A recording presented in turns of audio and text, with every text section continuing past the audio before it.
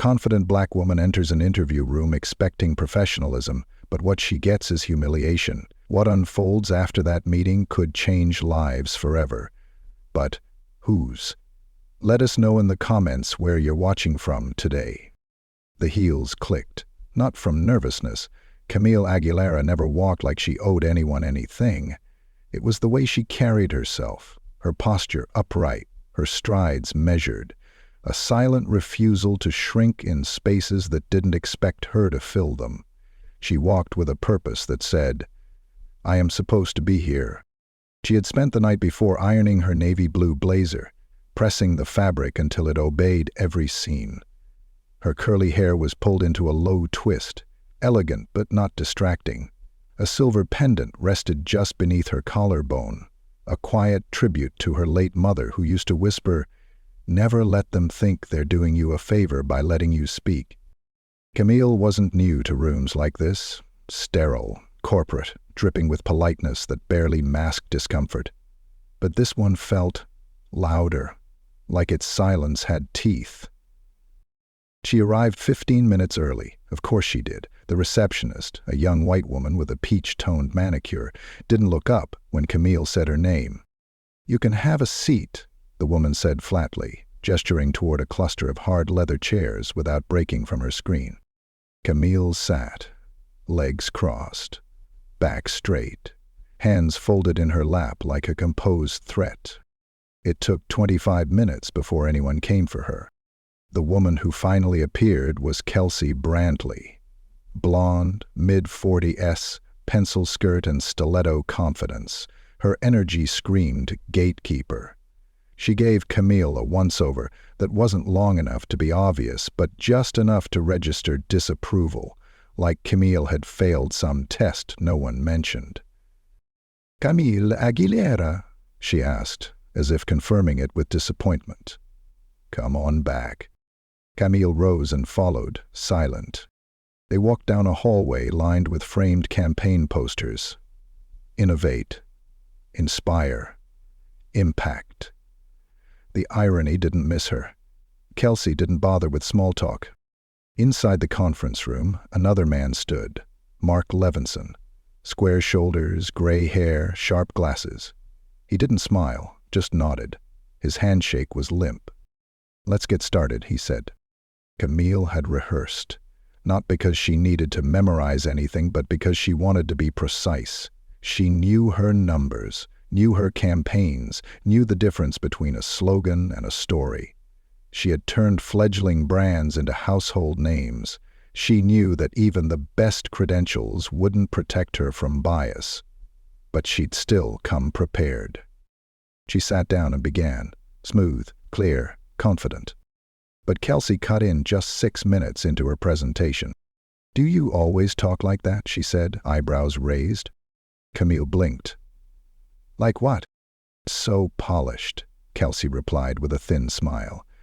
"It almost feels rehearsed." "I came prepared," Camille said calmly. "Right," Mark said, flipping through her resume. "But do you think this style would resonate with our team here? We're more organic?" Camille didn't flinch. "Effective communication is always adaptable. I listen before I speak. I'd do the same here." Kelsey leaned back in her chair. "Mm-hmm." Mark chuckled. "Where did you say you worked again?" "Oh, yes, that non-profit media startup. Must have been cozy." Camille smiled tight. "Actually, we reached over 2 million users in the first year." "Still very grassroots," Kelsey muttered. Camille glanced between them. They weren't interested. Not in her work, not in her numbers. They had decided who she was before she opened her mouth. The questions became vague, detached, redundant. They asked her about teamwork, then interrupted her when she gave answers. They glanced at each other as if sharing a joke in code. Mark even picked up his phone once, pretending not to check it. Finally, Kelsey gave a light clap of her hands. "Well, thank you for coming in, Camille. We'll be in touch." "No feedback?" Camille asked. Mark stood. "We already have a short list." Kelsey added, We were curious, but you weren't quite what we expected. Camille stood, keeping her expression neutral. And what exactly did you expect? Neither of them answered. The receptionist barely looked up when Camille passed her on the way out. Outside, she exhaled, the kind that emptied more than lungs, like draining the last bit of hope you still pretend to carry. But she didn't cry. She didn't fume. She smiled and walked across the street into the cafe where she was supposed to meet her husband for lunch. He was already there. Dark navy suit. Tie loosened. He looked up from his phone and smiled when he saw her. "How'd it go?" he asked, standing to kiss her on the cheek. Camille paused, then shrugged. "Let's just say," she murmured as she sat across from him, "they don't know what just walked in." Elliot Monroe blinked, quietly taking her hand. And across the street, from the corner conference room on the 14th floor, two silhouettes stared through the glass at the woman they had just dismissed. One of them reached for their phone. "Is that?" The other just kept staring, mouth slightly open. Because the man across from Camille was not just any lunch date. And the lunch wasn't just any lunch. Not today. Not with what he was about to do. The moment Elliot's eyes locked with Camille's across the cafe table, something shifted. Not just between them, but in him. She didn't say much. She didn't have to. Her silence was loud. And Elliot, who had built his career decoding the subtext of boardroom glances and contract negotiations, understood everything she wasn't saying. "You okay?" he asked again, softer this time. Camille finally looked up, her expression unreadable. "They didn't ask me anything that mattered." Elliot sat back, his fingers curled slightly around the ceramic edge of his cup. She kept talking, but her voice was even, measured. The calm before something broke, or maybe something already had. "They interrupted me, undermined me, acted like I was being difficult just for being thorough, like I was too much for the room but not enough for the role." His jaw clenched, but he said nothing. He let her speak. "I saw the looks. I always see the looks. That flicker in their eyes when they realize I don't sound the way they expected, when I won't laugh off their passive digs, when I dare to speak with conviction, not apology." Still, she didn't raise her voice.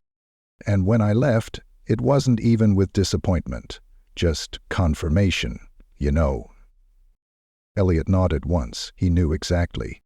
She reached for her water, took a sip, then gave a short, humorless laugh. "I wore the pendant," she said, tapping her necklace. "Felt like a good luck charm. Turns out it's just a reminder." Elliot leaned forward, elbows on the table. "Of what?" Her eyes met his. "That I still have to be twice as good, to be considered half as much. And sometimes, not even then." The air between them went still. Outside, the lunchtime crowd buzzed in its oblivious rhythm. Servers juggling orders, professionals checking watches, teenagers laughing too loud for the space they were in. But at that table, there was no noise. Until Camille said, "You should have seen how fast they dismissed me, like I wasn't even there." Elliot's gaze flickered for a second, to the window behind her, to the building across the street. 14 floors up. And Camille noticed. She narrowed her eyes. "What?" she asked. Elliot didn't answer right away. He just reached into the inner pocket of his suit jacket, pulled out a plain black access badge, and slid it across the table. Camille stared at it. "Is this a joke?" He shook his head once. "Nope." She picked it up slowly, turned it over in her hand. It said, "Executive Access." The company logo was etched faintly in the bottom corner. The same logo on the door she'd walked through that morning.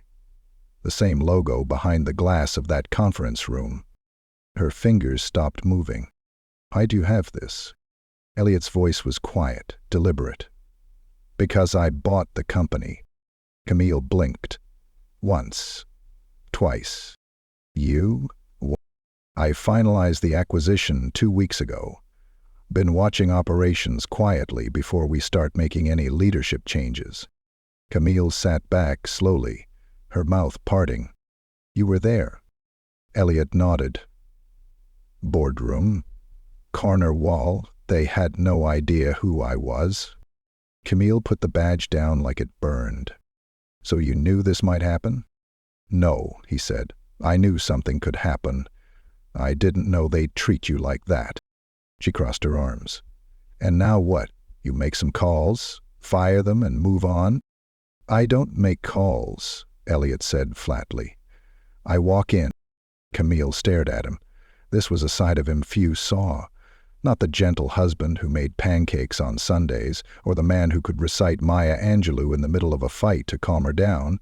This was the man who once turned a failing digital agency into a multi-million-dollar platform in 14 months.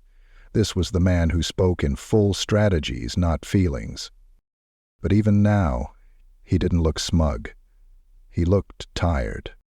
"I need to do it right," he said. "Because it's not just about you. It's about the culture they've built. They don't just dismiss candidates. They erase people." Camille didn't respond immediately. She was still processing, still wrapping her head around the fact that the man who tucked her in at night had been watching from a higher floor as she got torn down. "Why didn't you tell me?" she asked softly. Ellie's shoulders dropped a little. "Because I didn't want you to change a thing. I didn't want you to hold back or wonder if you should say less or smile more. I wanted to see how they handled brilliance when it came through the door without a label." Camille pressed her lips together. She wanted to be angry. She wanted to yell, but there was a strange truth in his words that left her suspended between fury and something else she couldn't quite name. "And what did you see?" she asked finally. Elliot looked her in the eye. "I saw them choke on their own assumptions, and I saw you, strong, unapologetic, unshaken." She didn't smile, but her chin lifted slightly. A long pause stretched between them before she whispered, "You're going to change things, aren't you?" "I have to," he said, "and I'm starting tomorrow." They sat there a while longer, the buzz of the cafe fading into a quiet cocoon. Camille didn't need him to fix her morning. She wasn't broken. But there was comfort in knowing someone was willing to set the house on fire for the way she'd been treated inside it. She finished her water. He paid the check, and as they stood, Camille slipped the badge into her purse, not as a symbol of access, but of reckoning. Across the street, in the building's glass reflection, the two of them looked small. But inside that reflection, power was shifting. The boardroom wasn't new to Elliot Monroe, but today it felt different. Not because of the agenda, he'd written it himself. Not because of the faces, he'd studied them for weeks. It was different because he wasn't just the CO anymore. He was Camille's husband. The door closed behind him with a soft, final click, and every conversation in the room died mid-sentence. Kelsey Brantley sat at the far end, legs crossed, fingers loosely wrapped around a designer coffee cup. Mark Levinson straightened in his chair, the usual smugness fading from his eyes, as recognition crept in. Elliot placed his leather folio on the table, then paused. He let the silence stretch, just enough to remind them who was holding the room. "Good morning," he said. "Let's get started." It wasn't until he sat down that anyone dared to speak. "We weren't expecting you, Mr. Monroe," Mark said, his voice tight. "I know," Elliot replied calmly. "That was the point." He opened the folio slowly, pulling out a slim tablet. He tapped it once, and the wall screen behind him lit up. A company org chart appeared, the current structure, a tangle of departments and division heads. "I've spent the last few weeks observing how this company runs. Not just numbers, not just output, but people, culture, how we treat those who walk through the door." Kelsey tilted her head, trying to mask her discomfort. "We've been doing well. The last quarter exceeded projections." "I'm not talking about numbers," Elliot said, still not looking at her. "I'm talking about behavior." Mark gave a short laugh, the kind meant to charm, but now sounding out of place. "Are we really going to get into that? This company runs on results. We can't be expected to babysit egos during interviews.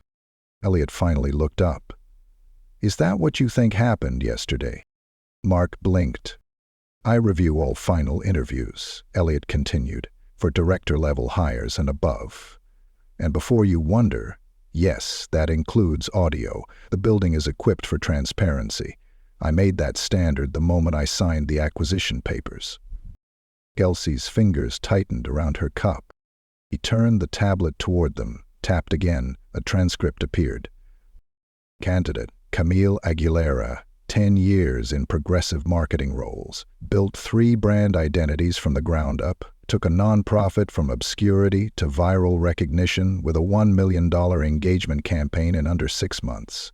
Applied for a strategic brand lead position, a position you, Kelsey, and you, Mark, were responsible for filling. Mark shifted in his seat.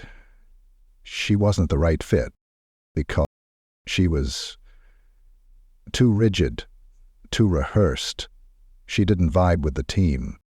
Elliot raised a brow. The team she never met? Kelsey jumped in.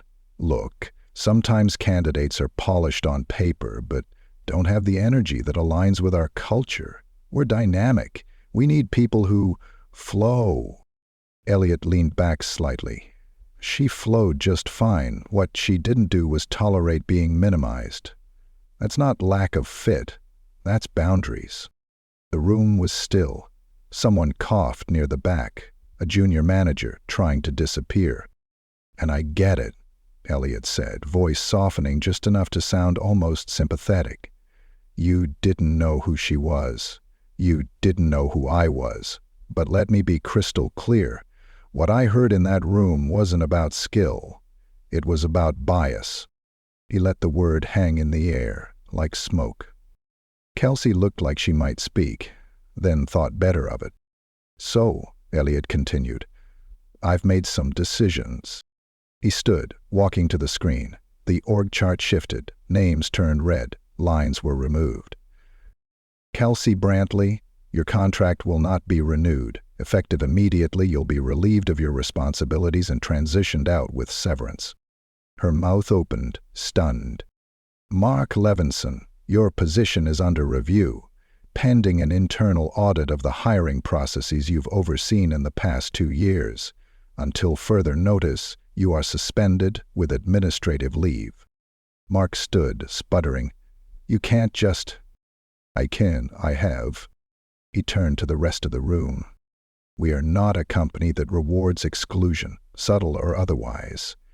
We don't promote culture fit if it means cloning the same narrow mold of acceptability. We are not going to be another firm that applauds diversity in press releases and punishes it behind closed doors. He looked back at his tablet. And as for the strategic brand lead position, it's been filled. A murmur rippled across the room. Mark's eyes widened. Kelsey stared, her voice finally rising above a whisper. You hired her? Elliot smiled faintly. She didn't need to be hired. She earned it. Long before she stepped into your interview room. The door opened then, not by design, but by timing. Camille Aguilera stepped in. She wasn't wearing the blazer from the interview.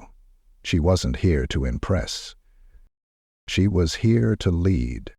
Elliot turned toward her, extended a hand. Everyone, this is Camille Aguilera, our new head of brand strategy. She'll be joining the executive team immediately.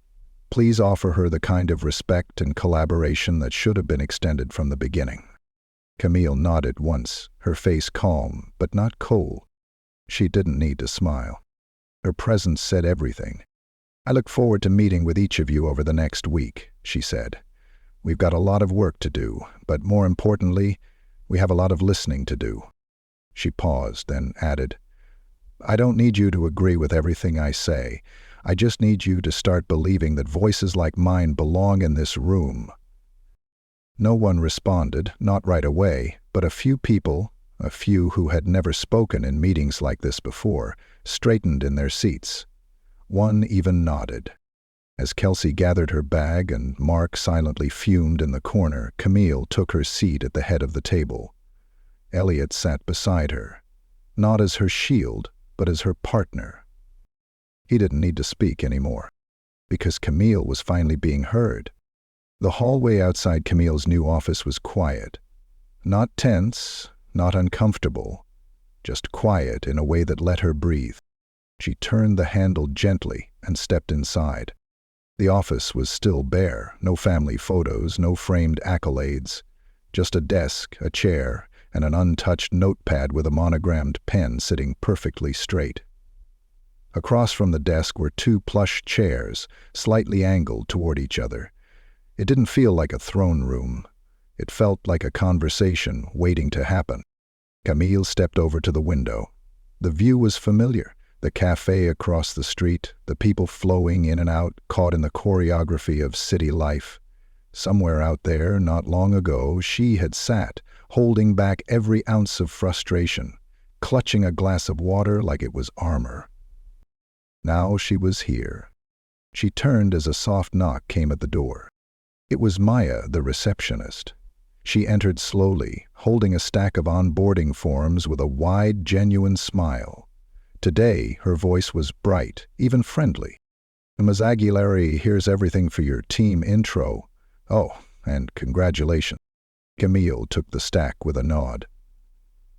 "Thank you, Maya."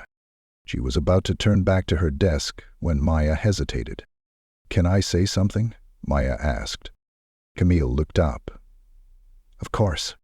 I saw how they treated you that day. I wasn't supposed to say anything, but I heard them laughing afterward. And I didn't know what to do.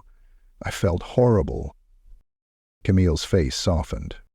"You don't have to carry that," she said, "but I'm glad you said something now." Maya looked relieved. "I just wanted to say I'm proud to see you here." Camille smiled then, not politely, but fully. "You're going to see a lot more women like me here. Get used to it." Maya laughed, nodded, and slipped out. Camille sat down. The chair was firmer than she liked, but she adjusted easily. The tablet in front of her chimed with a calendar notification. A team meeting. Her first one in this role. She clicked it open and stared at the screen for a moment, then stood and headed toward the elevator. When the doors opened on the 12th floor, where her department was housed, a ripple of surprise passed through the floor. Employees turned, paused, mid-sentence, mid-sip, mid-scrent. Camille didn't shrink. She walked like she always had, like she belonged there. Before they knew it. The meeting room was already filling when she entered. She stepped to the front, her laptop under one arm, and a quiet calm about her that didn't demand attention, but somehow drew every eye in the room anyway. The projector warmed up behind her as she clicked to the first slide. No chart, no KPI, just 3 words in bold. Rewriting the story. Camille looked up and spoke. "I know most of you don't know me yet," she began, her voice clear, steady. "But you've probably heard something. Whispers in the hallway, names in passing, maybe even assumptions about how I got here." She paused. "I want you to know I didn't get here because of my husband. I didn't get here because someone gave me a break. I got here because I worked hard for years. I built brands, I built teams, I fought for campaigns that mattered, and every step of the way I had to prove that I belonged. Twice, 3 times, more." She moved to the next slide. A picture from one of her earliest campaigns. A young black girl holding a product Camille had helped create. The slogan beneath it read, "We see you." That was the first time I felt like my work reflected something bigger than just product placement. It reflected people who never saw themselves at the center. That's what I want us to do here. She clicked again. Another slide. Blank except for one line. What does this brand say when no one's watching? Because branding, Camille said, isn't just what we put on the website. It's how we treat our clients, our staff, our candidates. It's what happens when the door closes and the recorder's off. She scanned the room. People were listening now, not just politely, but with something else. Maybe it was recognition. Maybe it was respect. Maybe it was the quiet realization that the rules were changing. "Here's what we're going to do," she said. "We're going to build messaging that means something. We're going to hire people who reflect the world we live in, not just the narrow slice we're used to seeing. And we're going to make mistakes, but we'll own them. We'll grow." She stepped to the side of the screen. "I'm not here to talk at you. I'm here to build with you. I don't want your silence. I want your perspective, your passion, your voice." Someone clapped, then another. Then the room followed. And Camille didn't smile for applause. She smiled because she felt it. They weren't just clapping because they had to. They clapped because they believed her. After the meeting, she lingered by the door, shaking hands, making eye contact, hearing names and stories and inside jokes she hadn't yet earned but would. One young designer, an intern judging by her lanyard, stayed behind. "Miss Aguilera," she said shyly, "can I tell you something?" Camille nodded. "I almost didn't apply here. I didn't think I'd fit. Then I heard what happened with you." Camille tilted her head. "What'd you hear?" "That you showed up. They didn't see you, and you showed up again. Louder, stronger." Camille laughed softly. "Is that the version going around?"